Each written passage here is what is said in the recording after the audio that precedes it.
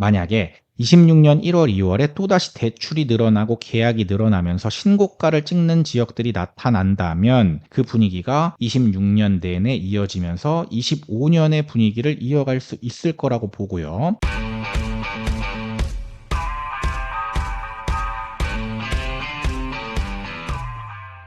안녕하세요. 대한민국 1호 초이스 헬퍼이자 부동산 어드바이저 시크릿브라더입니다. 오늘은 맨날 틀리는 예측 한번 해볼까 해요.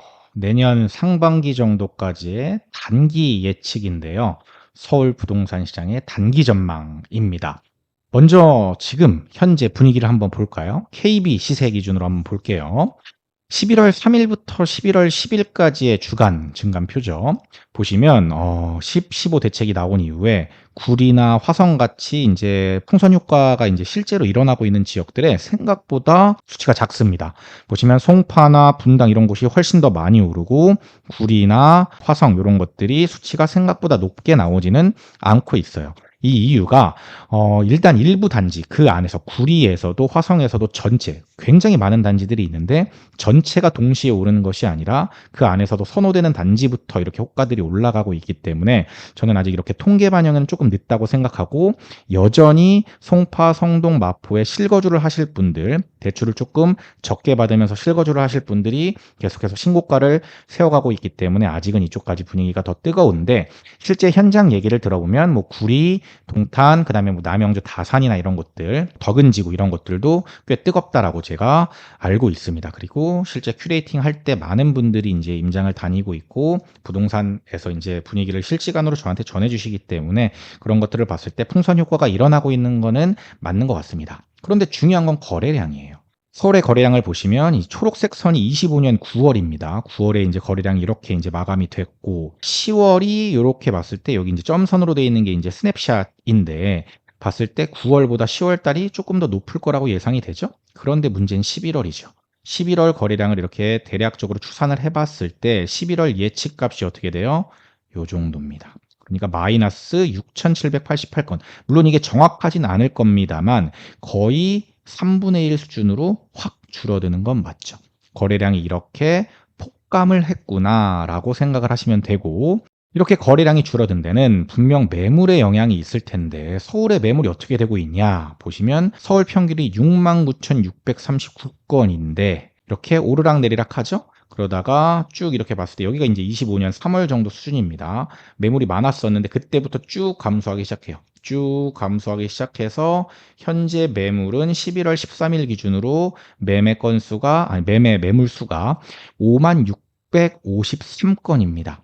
그런데 이슈별로 이제 좀 살펴보면은 여기 9월 이제 97 대책이었죠. 97 대책이 있고 9월 9일 정도에 65,151건이었고 그다음에 계속해서 줄어들다가 10, 15 대책이 나온 여기죠. 10, 15 대책 그 다음이 59,702건인데 현재는 56,653건으로 줄어들죠. 그러니까 제가 대략 수치를 계산해 보니까 이 97 대책 요 시점하고 지금 시점하고 비교해 보니까 대략적으로 23% 정도가 감소를 했더라고요. 그러니까 매물이 이렇게 감소하니까 당연히 거래량도 감소할 수밖에 없죠. 그러면은 매물은 왜 감소하고 있죠? 토지 거래 허가고요.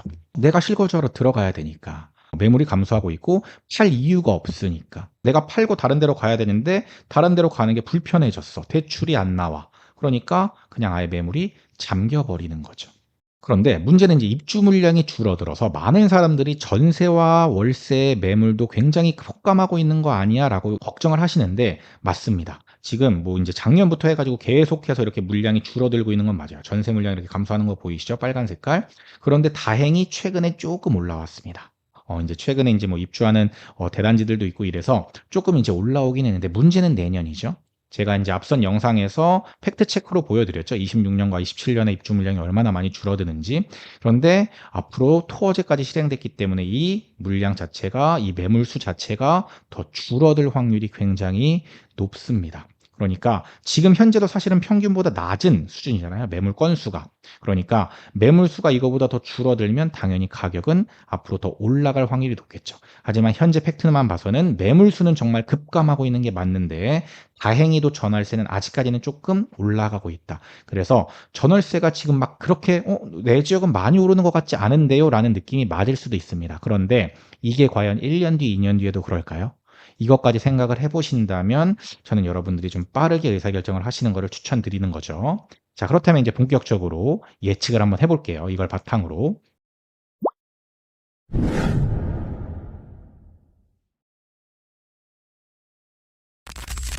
저는 내년 1분기 정도가 가장 중요한 변곡점이 될 거라고 보고 있거든요. 23년하고 24년의 패턴을 보면 한창 달아올랐다가 연말에 숨고르기 하고 그 다음에 연초에 다시 오르는 패턴이 계속 반복되어 왔습니다. 물론 2년 동안의 패턴일 뿐이기 때문에 25년에도 이 패턴이 이어질지는 알 수 없죠. 그런데 이 패턴의 원인 중 하나가 대출에 있었다는 사실을 우리는 기억할 필요가 있습니다. 23년과 24년 시장이 좋았기 때문에 은행에서는 대출 총량을 이미 연말이 오기 전에 다 채워놓은 상태였거든요. 대출이 아예 안 나왔던 건 아니지만 은행 입장에서는 이미 실적을 채웠기 때문에 굳이 좋은 조건으로 대출을 해줄 필요가 없었던 거죠. 받으려면 받고 아니면 말아. 이런 스탠스였던 겁니다. 그래서 대출을 받아서 집을 매수하는 수요 자체가 2월 되는 현상이 발생했고 그 2월 수요가 연초에 몰려있기 때문에 그때 대출 총량이 리셋되는 거죠. 그래서 연초부터 상승하는 패턴이 반복돼서 나타났었던 겁니다. 올해는 23년과 24년보다 더 뜨겁기 때문에 은행에서는 이미 목표 실적을 다 채운 지 오래됐습니다. 그리고 현재 대출 금리는 한창 좋았던 3% 중반보다 많이 오른 4% 초반대까지 올라와 있죠. 대환을 받으려는 분들이나 새롭게 대출을 받으려는 분들 모두에게 좋은 조건이 아닙니다. 그렇기 때문에 눈치를 보는 수요도 꽤 될 거라고 저는 보거든요. 저는 이 수요가 26년 1분기 때 어떻게 움직이느냐에 따라서 26년 전체의 향방이 결정될 확률이 높다라고 보고 있습니다. 만약에 26년 1월, 2월에 또다시 대출이 늘어나고 계약이 늘어나면서 신고가를 찍는 지역들이 나타난다면 그 분위기가 26년 내내 이어지면서 25년의 분위기를 이어갈 수 있을 거라고 보고요.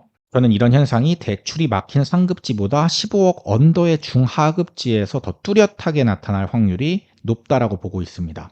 제가 계속해서 말씀드리지만 15억 언더 구간은 아직도 전고점 회복이 안 된 단지들도 많고 고평가 구간이 아니라고 생각하기 때문에 지금이라도 적극적으로 매수하실 것을 추천드립니다. 거래량의 기준을 명확하게 정할 수는 없는데 대략적으로 서울 기준 매매 거래량이 3,000건 이상이 2개월 연속 만약에 찍힌다면 그리고 거래량이 계속해서 증가하는 추세가 보인다면 저는 생각보다 매수를 서둘러야 된다라고 생각을 합니다. 그런데 만약 내년 1, 2월이 됐는데도 지금과 같이 조용한 분위기가 이어진다? 뜨문뜨문 신고가는 나오지만 거래량 자체가 많지 않고 21년과 22년처럼 거래량 자체가 서울이 1,000건 아래로 계속해서 유지가 된다면 저는 그때는 조금 더 기다려보는 것도 괜찮은 방법이라고 생각을 합니다. 지금 서울 부동산 시장은 대외적인 변수, 그러니까 대외적인 변수라면 뭐 환율이 지금 너무 높죠? 그리고 뭐 경제 위기가 올 수도 있다라는 얘기가 들리죠. 이런 것들이 아니라면 사실 하락하기가 어려운 조건입니다. 그런데 하락은 늘 우리가 예상하지 못했던 변수에 의해서 결정이 되니까 항상 조심할 필요는 있는 거죠. 올 연말까지는 아마 이 분위기로 쭉 흘러갈 거예요.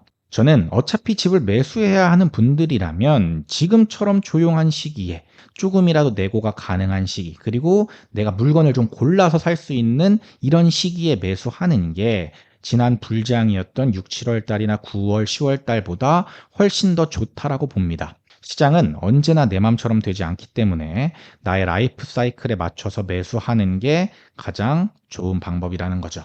타이밍을 맞추려고 하기보다 내가 매수가 가능한 시기에 가장 좋은 물건을 사는 게 현명한 방법이라는 겁니다. 내년에 어떻게 될지 예측하지 마시고 지금 현재 본인이 할 수 있는 최선의 선택을 하셨으면 좋겠습니다. 오늘의 인사이트도 많은 분들의 좋은 선택에 도움이 되었으면 좋겠고요. 오늘 인사이트가 도움이 되셨다면 구독, 좋아요, 알림 설정 부탁드리고 고정 댓글 참고해서 큐레이팅도 많이 신청 부탁드리겠습니다. 지금까지 시크릿 브라더였습니다. 감사합니다. 시크릿 브라더 채널을 구독, 좋아요, 알림 설정 부탁드려요.